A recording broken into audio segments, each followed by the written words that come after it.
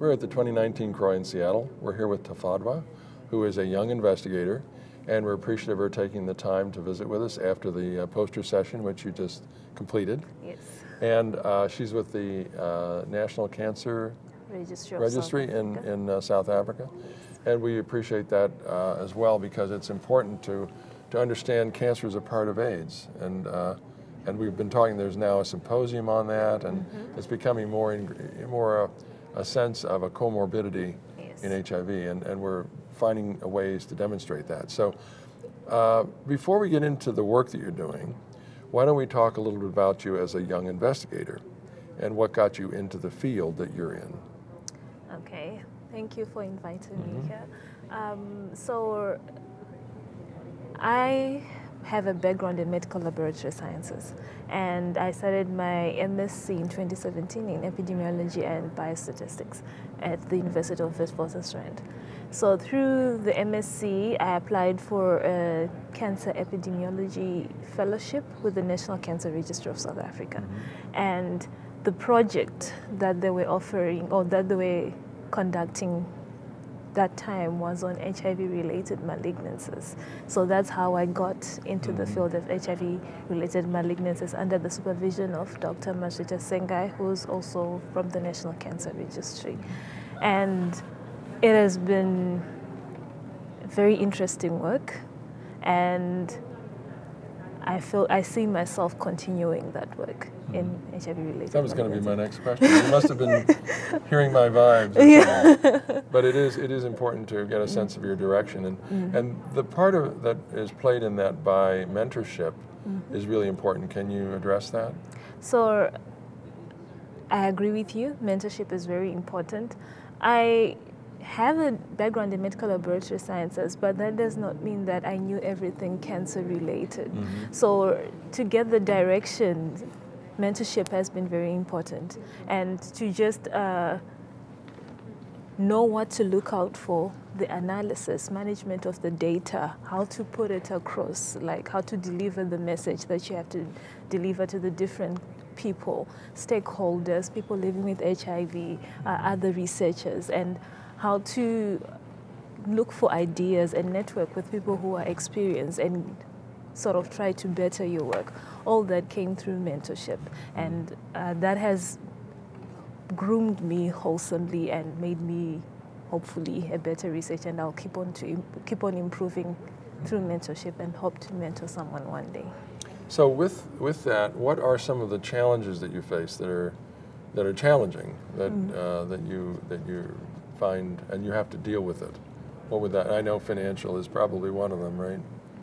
Oh, yeah, financial support is one of them, and the other thing I might say is having the courage to bring your ideas forth. So you always think that maybe my idea is not big enough, you know, and when pitching ideas, I find it very difficult because I'm judging myself before my mentor or the senior researchers actually start to criticize or to give me ideas or to mold the idea. So that has been a challenge for me, but I'm working on it. Because it's kind of a fear of rejection. Yeah. Well, there is that. I mean, the issue is that whenever you answer a question in science and research, you always have 20 more. It creates 20 more questions. Exactly. So it's finding that question that's most important to be answered, because you can't answer them all. Exactly. So and that's kind of the way to move through it. But so your mentorship is going well. Yes, it's very much And going well. what are some of the things that you feel that either you're having an outcome that's excited you, or was a positive outcome, or where you're feeling good about the work that you're doing, or are you hoping for that? What would you might be hoping for? So through my cancer epidemiology fellowship, we found out that we had mostly AIDS-defining cancers were still common, and one of them was cervical cancer. So the most exciting thing is that I'm actually taking cervical cancer deeper now and looking into it. So we'll be working. So you're learning more. I'm learning more in the process. In the process, exactly. And I've got new collaborations now with collaborators from the Institute of Social and Preventative Medicine at the University of Bern. I might be starting a PhD fellowship with them very soon to work on that project. So that means more expertise and more learning, and that is very exciting. Now let's talk about your work, your presentation. Yes. Just set us up on that. Okay. So for the CROI presentation, I was focusing on HIV in adolescents and young adults. As a brief background, adolescents and young adults, it is well documented that their retention in care is poor, and their treatment outcomes are also poor. So we have them having high viral loads and having low CD4 counts. And this creates an environment for the development of malignancies. So we decided to look into our data, and this data is from the National Cancer Registry, which is a pathology-based registry. All laboratories, public and private, are expected to report their data to the National Cancer Registry of South Africa. So using that data, we linked it to the National Health Laboratory Service HIV routine data. So people go and get tested at the NHLS. It's the biggest pathology service in South Africa, representing about 80% of the population. So we linked the two databases to get the HIV status of the cancer patients that we had. And from that, we only zoomed in on adolescents and young adults because of the reasons I mentioned before, the treatment outcomes. And we looked at the distribution of the cancers that they had, and we looked at the cancer risk, which cancers were high risk amongst this population. And from that, we found out that AIDS-defining cancers, which is Kaposi sarcoma, cervical cancer, and non-Hodgkin's lymphoma, are still predominant in adolescents and young adults living with HIV, which is concerning, and it also links to the background that we need to but you need to retain.